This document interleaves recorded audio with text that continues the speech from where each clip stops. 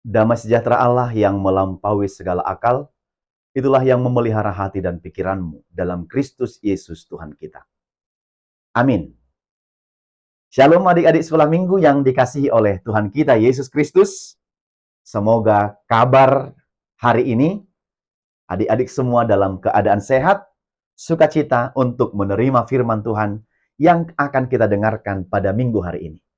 Firman Tuhan bagi kita tertulis dalam kitab Kisah Para Rasul pasal 2 ayat 14 dan ayat 36 dan 37.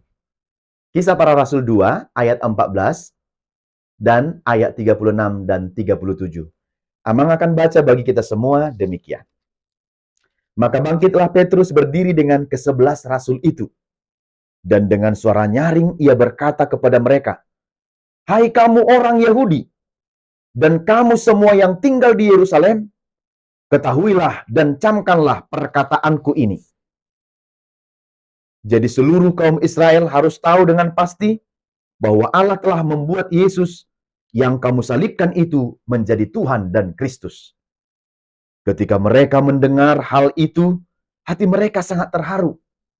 Lalu mereka bertanya kepada Petrus dan rasul-rasul yang lain, "Apakah yang harus kami perbuat, saudara-saudara?" Demikian firman Tuhan. Adik-adik yang dikasihi oleh Tuhan kita Yesus Kristus, adik-adik pasti ingat dengan peribahasa ini. Berani karena benar, takut karena salah. Sekali lagi, berani karena benar, takut karena salah. Artinya adalah seorang yang jujur pasti akan berani mengatakan hal yang sebenarnya. Tetapi seorang yang berbohong akan takut ketika ditanyakan hal yang sebenarnya. Sekali lagi Abang Pendeta ulang ya.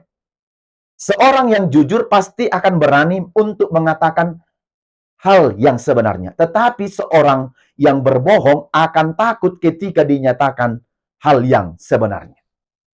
Jadi sekali lagi, berani karena benar, takut karena salah. Adik-adik, pertanyaan Abang Pendeta nih sama kalian.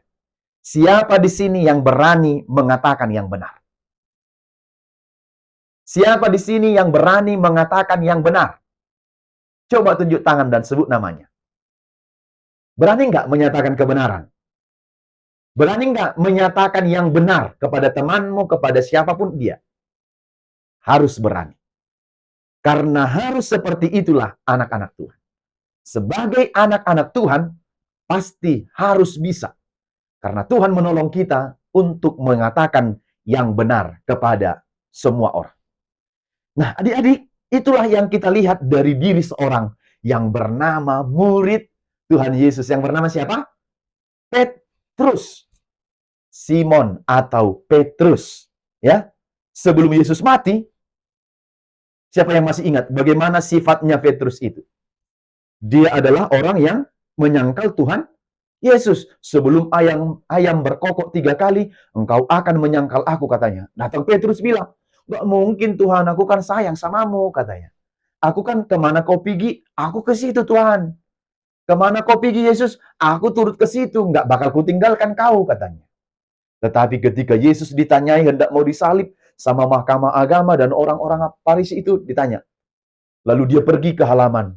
Lalu ada seorang perempuan bertanya, "Apakah kau salah seorang dari murid Yesus?" Lalu dia bilang apa? "Oh tidak, aku tidak mengenalnya. Gak kenal aku betul-betul. Gak kenal aku sama itu. Benar-benar gak kenal aku," katanya.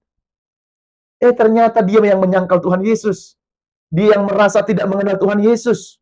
Waktu dia ditanya apakah dia murid Yesus, dia bilang dia tidak kenal. Selanjutnya, Petrus itu, adik-adik, kita lihat, dia tidak mau mengakui Yesus. Tetapi dia tidak sampai di situ. Selanjutnya, Petrus itu berubah. Dia bilang, dia tahu, dia sadar kalau dia itu sudah salah. Dia tahu kalau dia pernah menyangkal Yesus, pernah berlaku salah kepada Yesus. Tetapi kemudian yang penting adalah dia berubah, dia bertobat. Maka dia menyesal dan dia menangis atas perbuatannya itu. Lalu setelah dia menangis dan menyesal, dia berlari, lalu Di ladang itu dia menangis dan dia mengaku, Tuhan, aku sudah salah menyangkal Engkau dan berkata tidak mengenal Engkau. Jadi adik-adik, yang pertama adalah kalau kita salah, kita mengaku kita salah. Kalau kita mengatakan kita salah, kita harus berani jujur untuk mengakui kesalahan itu dan bertobat setelah kita tahu salah. Jangan diulang-ulang lagi. Sudah salah, ngotot lagi, ngulang lagi gitu kan. Itu bukan anak-anak yang bertobat namanya, tapi anak-anak yang bebal, anak-anak yang bandel. Ya, anak-anak yang bandel. Udah dibilang, sudah dia tahu dia salah, tidak bertobat, malah diulang lagi. Jadi kalau kita tahu kita bersalah, berdosa, yang perlu adalah kita meminta maaf, kita menyesal, dan kita harus bertobat. Berbalik kepada jalan yang benar. Jadi dengan perbuatannya itu, dia menyesal, dia menangis, Tuhan. Bayangkanlah karena kesalahannya itu, adik-adik. Dia sampai menangis. Siapa di sini yang pernah menangis karena dia menyesal telah melakukan kesalahan? Siapa? Misalnya dia nyuci piring tadi, piringnya jatuh 3. Lalu ditanya mamanya, kenapa kau buat begitu? Iya, Mak, sambil main HP aku tadi, sambil nyuci piring. Rupanya mau jatuh HP-ku. Jadi piringnya aku lepaskan, HP-nya aku tangkap, begitu. Tapi nangislah dia mengaku, Mak, enggak kuulang lagi. Pertanda tidak diulang adalah harus mau berubah. Lain kali kalau dia nyuci piring tidak boleh sambil pegang HP, tetapi menyuci piringlah dengan baik, begitu. Nah, tetapi adik-adik benar-benar dia sudah menyadari kalau dia salah. Ini yang perlu. Jadi di tengah rumah, di gereja, kalau adik-adik sudah bersalah, sadari dosamu. Mau meminta pengampunan. Ma, aku udah salah, maafkan aku ya. Pak, aku sudah salah. Kak, Bang, aku sudah salah. Sama adik juga boleh. Dek, aku udah salah tadi. Memakan makananmu. Harusnya nggak kumakan. Itu untukmu. Maafkan aku ya. Besok nggak kuulang lagi. Nah, setelah Yesus bangkit dari kematian, malah lebih luar biasa lagi Petrus ini, adik-adik. Dia yang paling senang, dia yang paling semangat untuk memberitakan tentang Yesus. Dia sangat berani. Aku harus berani tentang Yesus. Menyampaikan berita tentang kebangkitan Yesus kepada banyak orang. Kenapa dia berani? Karena apa yang hendak disampaikannya itu benar-benar sudah dapat dipertanggungjawabkan. Dan dia sudah melihat tentang Yesus yang sudah bangkit itu. Dan semangatnya sudah dipenuhi oleh Roh Tuhan untuk pergi memberitakan tentang Yesus itu. Memberitakan Injil itu sampai ke daerah-daerah yang lain. Bahkan dikatakan nanti sampai ke penjuru bumi. Maka dia dengan semangat. Karena apa? Karena dia sudah dibaharui. Dia sudah menyesal. Penyesalannya membuat dia untuk semangat melakukan kebaikan. Membayar semua kesalahannya itu. Petrus mengerjakan kebaikan-kebaikan. Melayani Tuhan. Dia memberitakan Injil dengan semangat. Itu sebagai buah dari pertobatan dia, adik-adik. Jadi kalau adik-adik bilang, aku bertobat tetapi tidak ada buahnya, atau bahkan malah makin malas. Pertobatan apa namanya itu? Lihat Petrus. Ketika dia bilang dia bertobat, dia sudah menyesal, dia pergi memberitakan Injil. Dia sangat semangat, dia terbukti nyata kalau Yesus itu yang mati itu sudah bangkit. Dia berangkat, tidak ada lagi yang dapat melarang atau menahan dia untuk memberitakan firman itu. Tetapi dia dengan semangat pergi untuk memberitakan Injil itu. Dia berani, tidak takut, tidak ragu-ragu. Dia percaya, menyatakan imannya. Petrus berani memberanikan dirinya bahwa firman itu harus sampai. Berita tentang Yesus yang bangkit itu harus disebarluaskan. Dan dia berani menyampaikan itu tentang kebangkitan Yesus itu kepada orang-orang Yahudi. Siapa itu? Ya mereka yang tadinya bilang salibkan dia, salibkan dia, salibkan dia. Tetapi setelah itu, setelah Yesus bangkit, Petrus berani bilang, Yesus itu sudah bangkit, dia adalah Tuhan dan Kristus. Dia berani. Padahal Yesus itu baru saja dibunuh oleh mereka lewat disalibkan. Tetapi setelah dia bangkit, dia berani bilang, dia sudah bangkit, dia yang disalibkan itu, dia adalah Tuhan dan Kristus. Dia adalah Mesias. Dia berani menyatakan iman percayanya. Mereka yang menyalibkan Yesus itu karena dianggap sebagai penjahat. Namun Tuhan sudah menunjukkan kasih-Nya. Dia sudah hidup. Dia sudah bangkit. Dan dia sudah menyelamatkan orang-orang yang berdosa. Maka Petrus, salah seorang dari 12 murid itu, Dia sering bersama-sama Yesus dalam masa hidup Yesus. Sekarang yang tadinya tidak percaya adik-adik, berubah menjadi percaya. Tapi setelah Yesus mati dan bangkit, terjadi perubahan dalam hidupnya. Dia berani, dia percaya, dan dia menyatakan imannya dengan baik. Bagaimana dengan adik-adik? Percaya? Bisa nggak engkau menyatakan imanmu dengan baik? Dengan cara bagaimana? Adik-adik tidak perlu takut untuk berdoa kepada Tuhanmu dimanapun. Kalau kamu diajak papa dan mama makan di tempat terkenal, di restoran manapun itu, atau di tempat wisata pun sedang jalan-jalan, berdoalah dulu sebelum kau makan. Jangan bilang, "Mbak usahlah berdoa ya, malu kali, ramai kali orang." Nggak boleh.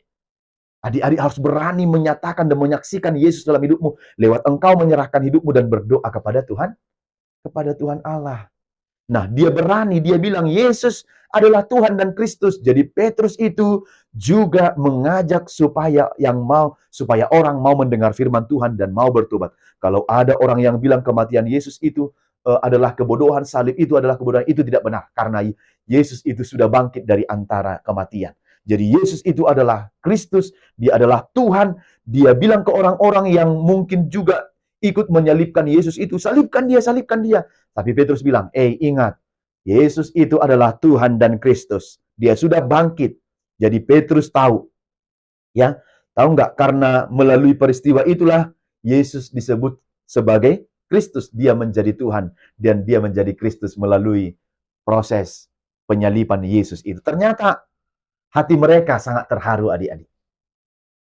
Ternyata firman yang disampaikan oleh Petrus itu, ketika dia menyampaikan dalam pertolongan Tuhan, firman yang disampaikan oleh Petrus itu diterima dan disambut baik oleh orang-orang Yahudi itu dan orang-orang banyak itu.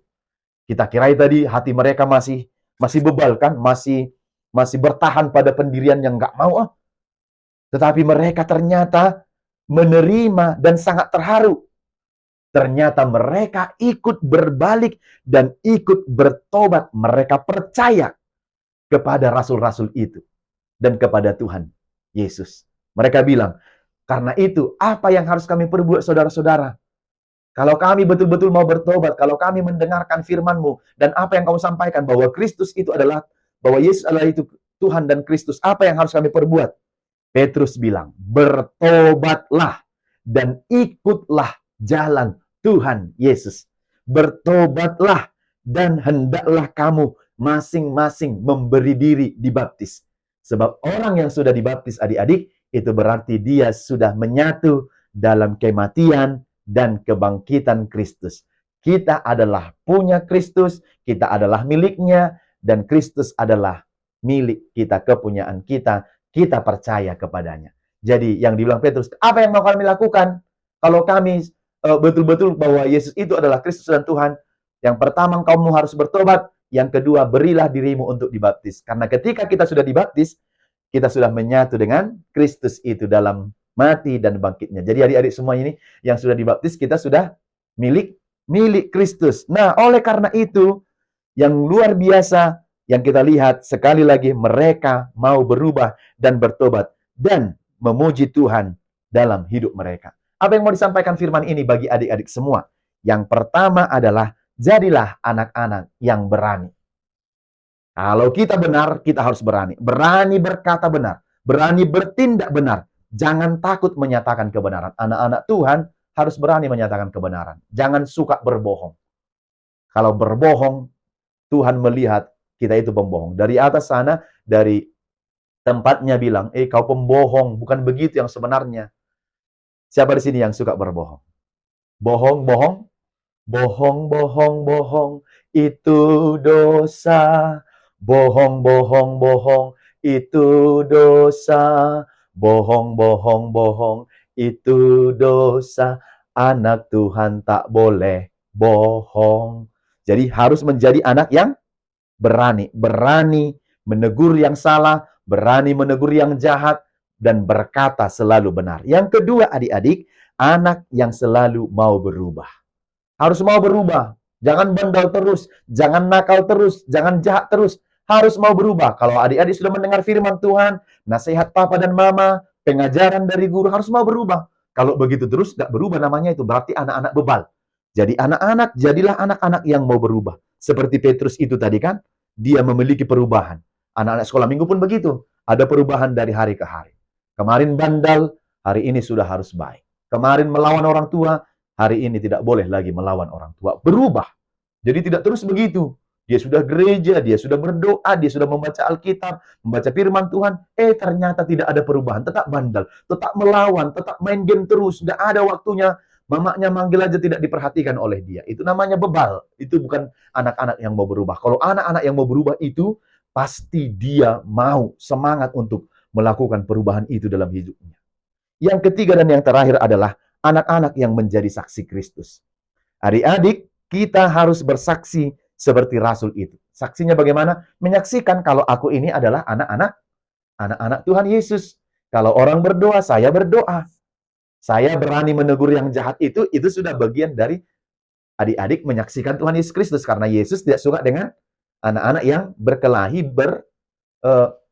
berbuat jahat. Tuhan tidak suka. Nah, begitulah caranya menjadi saksi Kristus. Anak sekolah minggu pun harus bangkit untuk mengabarkan kebaikan Tuhan lewat perilaku yang baik, perkataan yang baik, yang sopan, dan yang jujur. Jadi kalau kita berbicara baik, sopan, jujur, itu sudah menjadi kesaksian kita. Kita sudah, kenapa kau baik? Ya kan Tuhanku mengajarkan aku kebaikan. Kenapa jujur? Ya kami kan diajarkan untuk selalu jujur. Jadi adik-adik sudah menyaksikan Kristus di situ. Ya, tidak mesti semua seperti Petrus, dia pergi nanti sampai ke ujung dunia memberitakan. Mulailah dari diri adik-adik kepada kawan-kawanmu. Kalau ada berkelahi, jadilah pendamai bagi mereka. Jangan pula kamu hadir, tumbuklah kalah kau dibuatnya. Kalau begitu bukan apa namanya itu. Itu namanya bukan saksi Kristus, malah dia kawan iblis. Jadi jadilah saksi Kristus yang baik, jadilah anak-anak yang selalu mensyukuri kebaikan Tuhan karena kita sudah diselamatkan olehnya, kita sudah diselamatkan dari dosa, kematian, pelanggaran. Karena itu bersyukurlah, memuji nama Tuhan dalam hidupmu untuk semua yang kebaikan yang sudah dikerjakan dalam kehidupan adik-adik. Amin, kita berdoa. Terima kasih Bapa di sorga, kami telah mendengarkan firman-Mu, mengajarkan kami bahwa kami memperoleh segala kebaikan dari Tuhan dalam kehidupan kami. Tolonglah kami juga supaya kami memberikan buah yang baik dalam kehidupan kami sebagai anak-anak Tuhan. Kami selalu mau memberi diri kami untuk hal-hal yang berkenan di hadapan Tuhan. Menjauhkan segala pelanggaran-pelanggaran Tuhan. Kami menjadi saksi-saksi Kristus di tengah kehidupan kami, kemanapun kami pergi. Dan kami juga mau menjadi anak-anak yang berubah, serta menjadi anak-anak yang berani menyatakan kebenaran. Tidak takut, karena yang kami sampaikan adalah yang benar. Karena itu, tolonglah kami anak-anak-Mu semua, supaya kami semangat melakukan kebaikan-kebaikan dalam hidup kami. Berkati orang tua kami di rumah, lindungi mereka supaya tetap sehat, abang kakak, adik, lindungi juga mereka. Berkati semua guru-guru sekolah, di sekolah minggu, kiranya Tuhan tetap memberikan kesehatan, supaya mereka tetap sehat, mengajarkan kami akan firman Tuhan, dan segala pengetahuan yang baik. Berkati kami saat sekolah, bermain, menolong orang tua di rumah, di sekolah, dan dimanapun kami berada. Kiranya Tuhan menolong dan menyertai kami selalu. Sebab kami adalah anak-anak-Mu, kami adalah milik kepunyaan-Mu. Terima kasih Bapa di sorga, terpujilah nama-Mu, ampunkan dosa kami dalam nama Yesus. Kami berdoa dan bersyukur. Amin.